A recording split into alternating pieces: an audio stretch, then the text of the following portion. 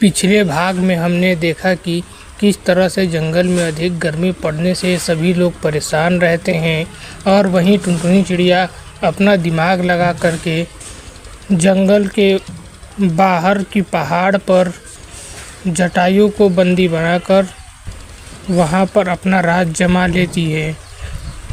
फिर जटायु के कसम खाने पर टुनटुनी चिड़िया उसे छोड़ देती है। अरे क्या जी, आप घर बहुत जल्दी आ गए। क्या बात है, सब ठीक तो है? और आपका चेहरा क्यों उतरा हुआ है? आज कोई पंछी नहीं मिली है क्या खाने को? ऐसी बात नहीं है। दरअसल बात ऐसी है कि आज तो मैं मरते मरते बचा हूँ। सामने ही वाले पास के जंगल में टुनटुनी चिड़िया नाम की एक पंछी रहती है। वह बहुत बुद्धिमान है। वह लोग भी सामने वाले पहाड़ पर आकर के गर्मियों में सर्दियों का मजा लेना चाहते हैं, पर मैंने उन्हें मना कर दिया था। और उनको यह भी डर था कि मैं उन्हें कहीं मार करके खा न जाऊं, इसलिए उन्होंने एक प्लान बनाया और मुझे पकड़ लिया, मुझे जाल में कैद कर लिया। तो बड़ी मुश्किलों के बाद ही मैं वहाँ से बच करके निकल पाया हूँ। मैंने उनसे सुलह की है कि मैं उन लोगों को वहाँ पर रहने दूंगा और साथ ही हम भी रहेंगे। इसलिए तुम भी कभी उस जंगल के पंछी को कुछ करना मत, वरना वो लोग हमें फिर से पकड़ लेंगे। छी छी छी, आपका दिमाग खराब हो गया है क्या? आपको पता नहीं है, हम लोग पंछी बिरादरी में सबसे ज़्यादा ताकतवर हैं। हम लोगों से ज़्यादा ताकतवर कोई नहीं है। और आप वो कौवे और एक पंछी से डर गए? मुझे आपसे यह उम्मीद नहीं थी। मुझे तो लगा था कि आप बहुत बहादुर हैं और आपको पता नहीं कैसे वो लोग अपनी जान में फंसा लिए। यह बहुत गलत है। मैंने कभी सपने में भी नहीं सोचा था कि आप इस तरह से डर जाएंगे। जाइए, मैं आपसे बात नहीं करती। आप बहुत डरपोक हैं। पहले उन सब पंछियों को जाकर के सबक सिखाइए, तभी मैं सर उठा करके कहीं पे चल पाऊंगी। यह सब सुन करके वह बहुत उदास होता है और सोचता है, वैसे बात किसकी तो ठीक है, हम सब पंछी बिरादरी में सबसे ऊपर हैं, पर हमें कोई ऐसे पकड़ ले यह हमें शोभा नहीं देता। यह सब हमारे वसूलों के खिलाफ है। हमारे पूर्वजों को पता चलेगी तो वो क्या सोचेंगे, इसलिए मुझे तो उन्हें सबक सिखाना ही पड़ेगा।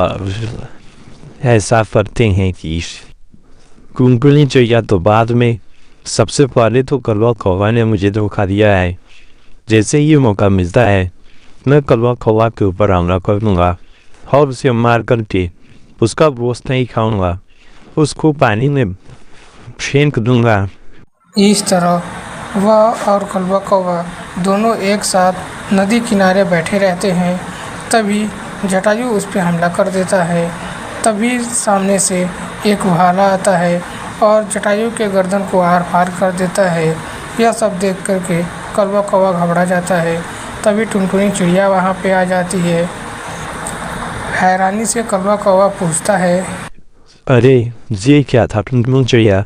अभी जटायु ने मुझ पर हमला किया था और फिर अचानक उसके ऊपर किसी ने हमला कर दिया और वह मर गया और मैं बच गया। यह सब कैसे हुआ? ये सब यहाँ क्या हो रहा है?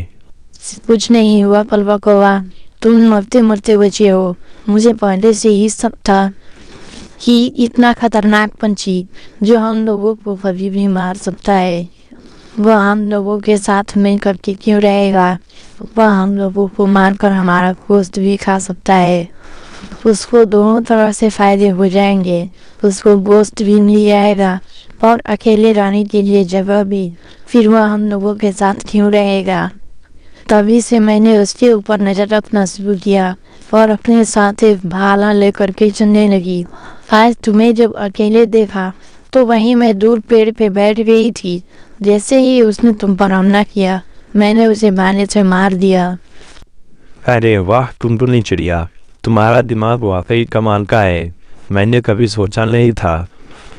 अगर आज तुम ना होती तो मैं तो मर ही गया होता। चलो, यह भी एक अच्छा काम हुआ। अब यह सारा जगह हम लोगों का है। यहाँ पे केवल हम लोग ही रहेंगे। जब जटायु की मौत की खबर जटायु की पत्नी तक पहुंचती है तब वह बहुत हैरान होती है और बोलती है, ओफो, ये क्या हो गया?